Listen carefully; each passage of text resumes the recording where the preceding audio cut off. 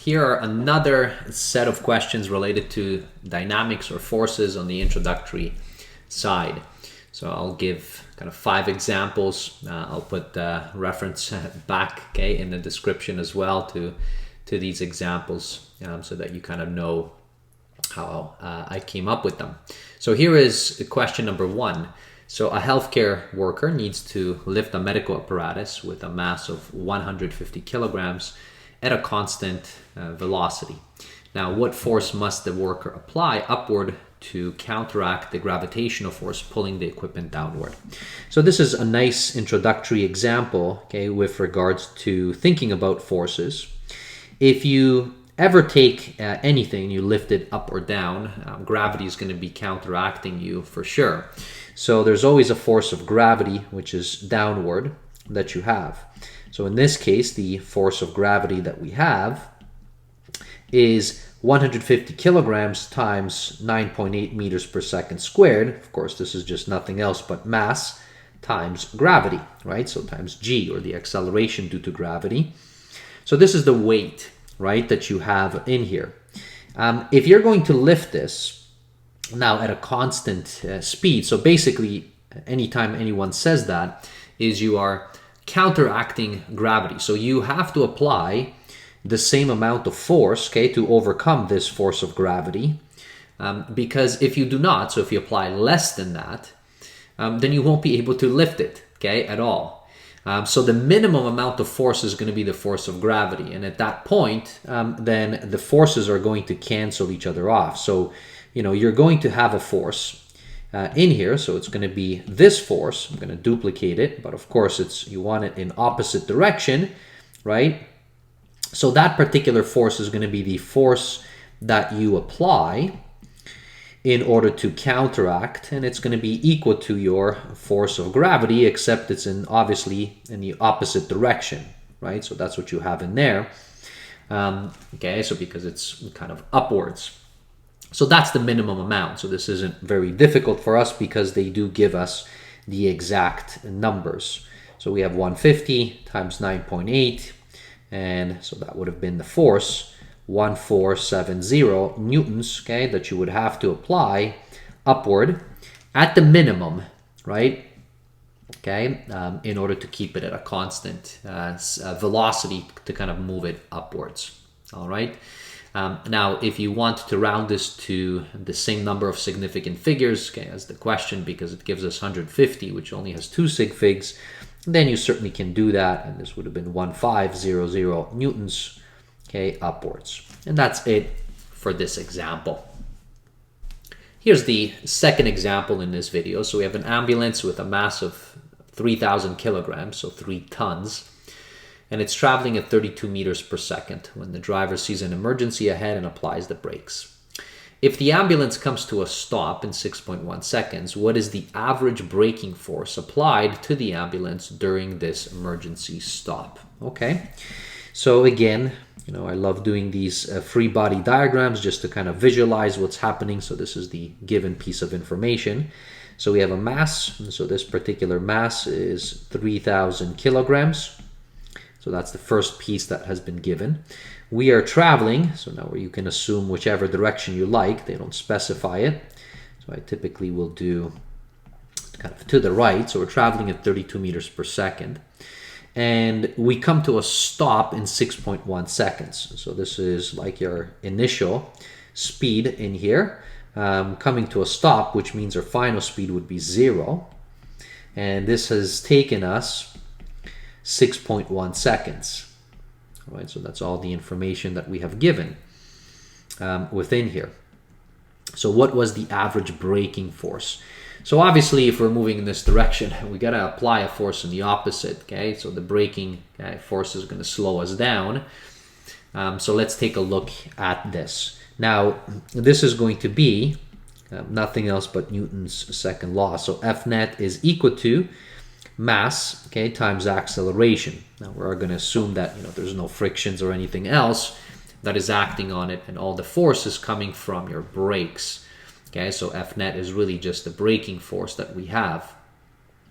Now, the mass we have, the acceleration we don't. However, we can certainly find the acceleration. So the acceleration is v final minus v initial divided by the change in time. Now we have all of these pieces for us.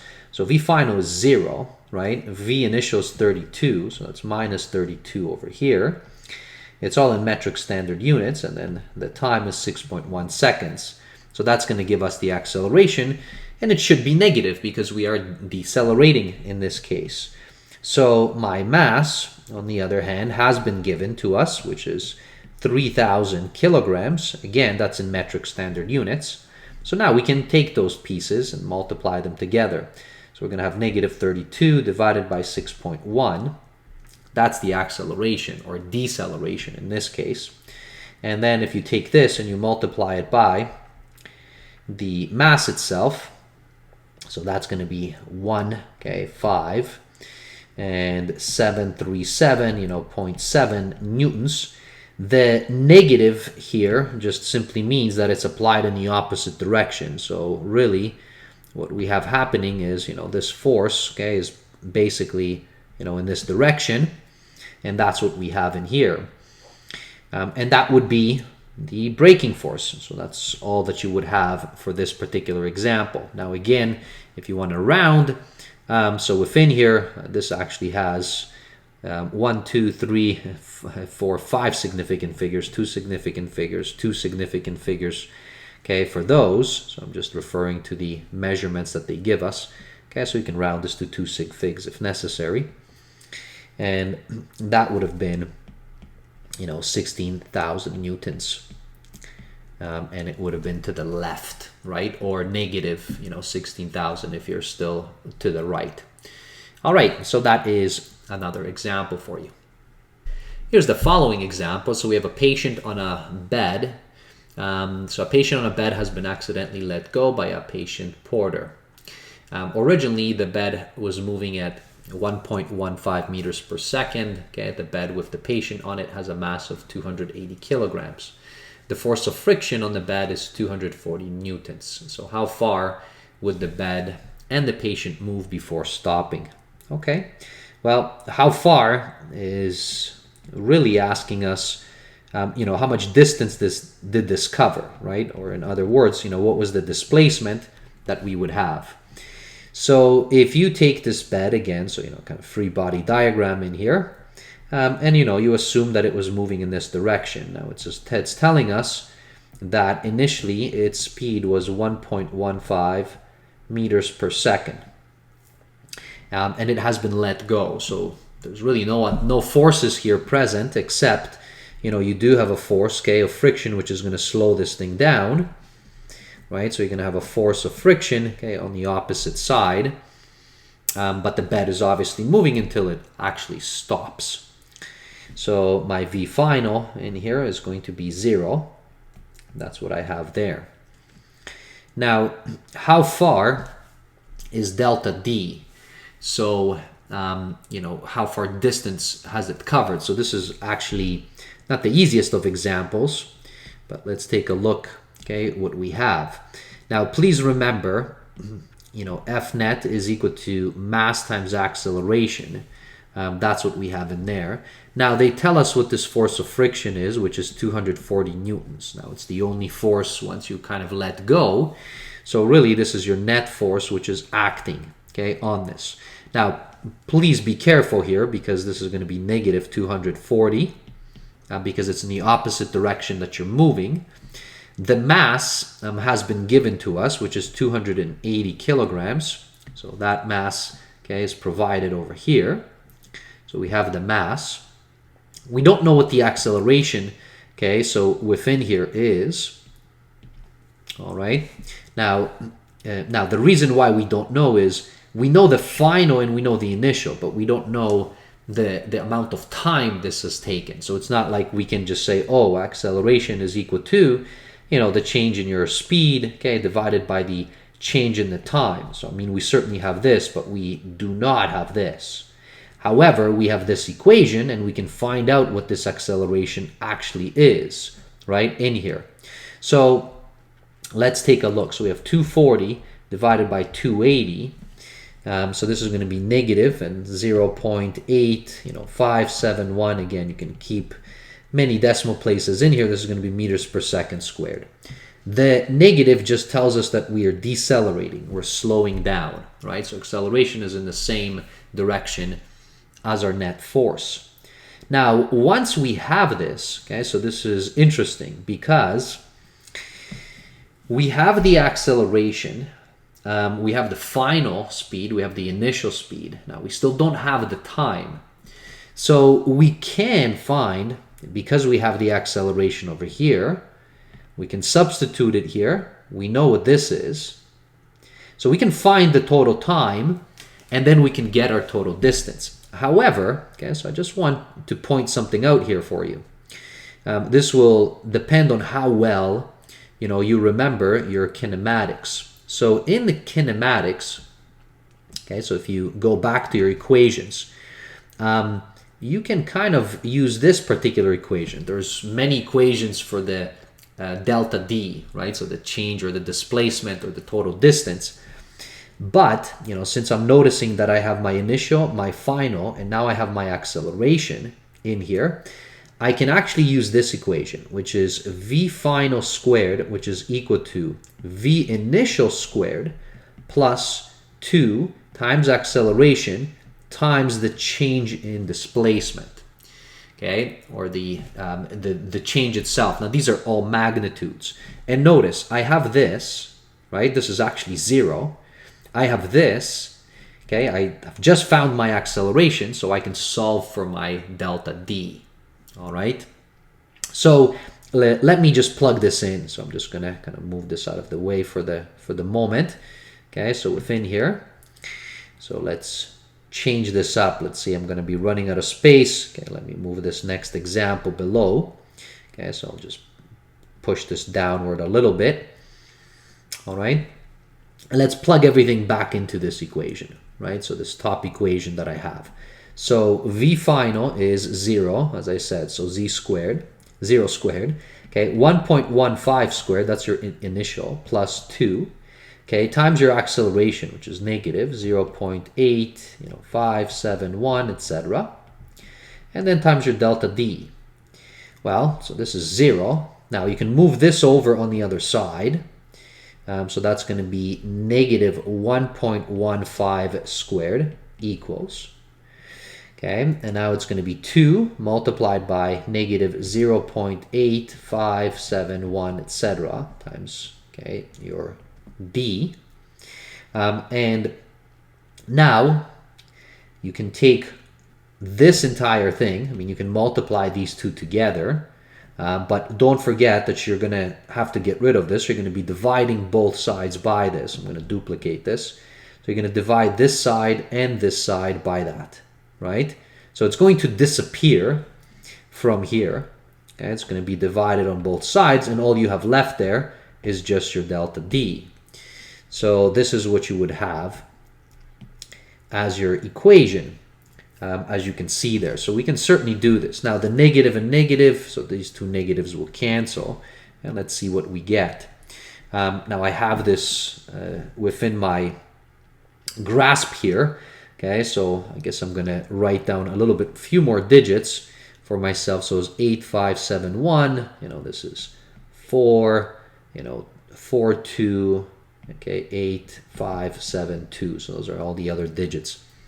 So now 1.15, this is squared, divided by, and this is going to be divided by 2 times the acceleration, 0.857142.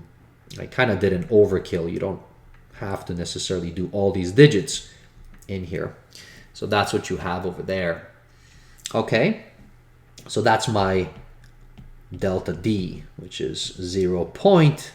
Okay, and again, so within here, what's the least amount of significant figures? So we have 3, and then it looks like it's 2 actually. So this is very easy.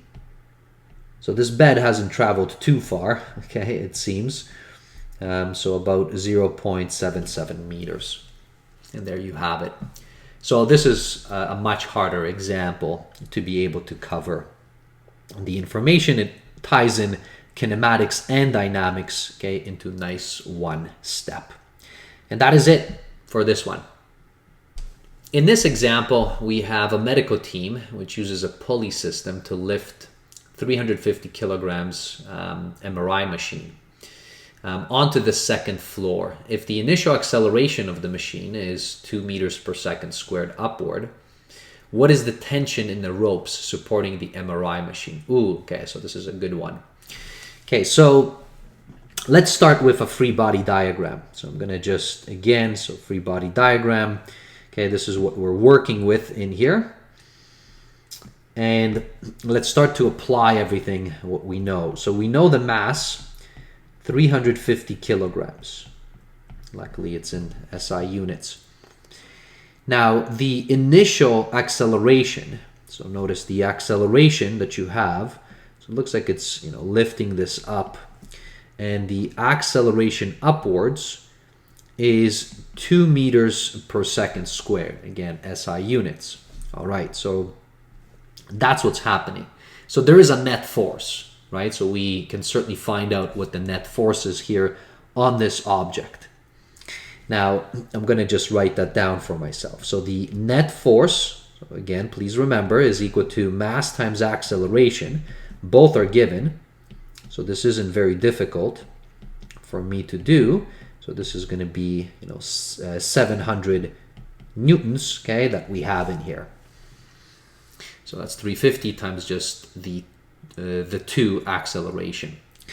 Now, the forces that we have, because it's asking for tension, okay, so this is kind of on like a pulley system. So it's almost like something like this, where, you know, you have some kind of a pulley system in here, okay, and then there's you know, maybe a rope, okay, so that we have, you know, it's being pulled in, and then this is being dragged upwards, right? So this is going upwards in this direction, and we want to find what the tension in this rope is. Well, the tension in this rope is going to be dependent on the forces. Now, the forces in here, so this is the force of gravity, which is present there. Now, this isn't very difficult for us to find. It's 350 multiplied by 9.8. That's the weight that we would have. Now, this tension force, so the tension force in here that you have, so this tension force, okay, which is going upwards, so I'm going to just put force of tension, okay, that's what we're trying to find. We don't exactly know what it is. There are no other forces that they mention, so we have just force of gravity, and then we have the force of tension, which is upwards. All right, so what does that mean? Well, the net force, so please remember, is the sum of all the forces. Now we're going to assume that up is positive, so this is going to be the force of tension minus the force of gravity. And this is supposed to equal to 700 newtons, and that is coming from right here. Right, so that's from the mass times acceleration because it's accelerating.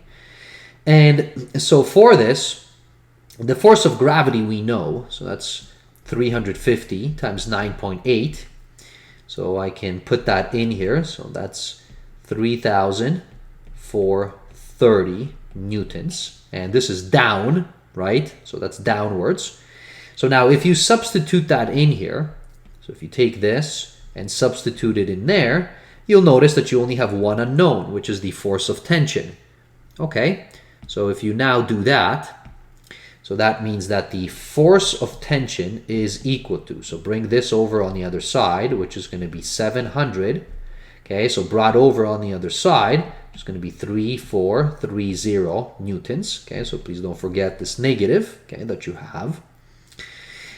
So now as you're adding these two together, so as you add them up, so if you take our answer plus the 700, well, this is our force of tension, okay, that's going to be present, okay, within.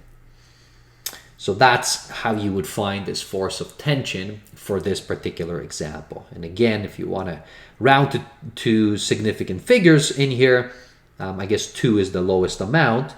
Okay, so, you know, our answer would have been 4100 newtons for this one.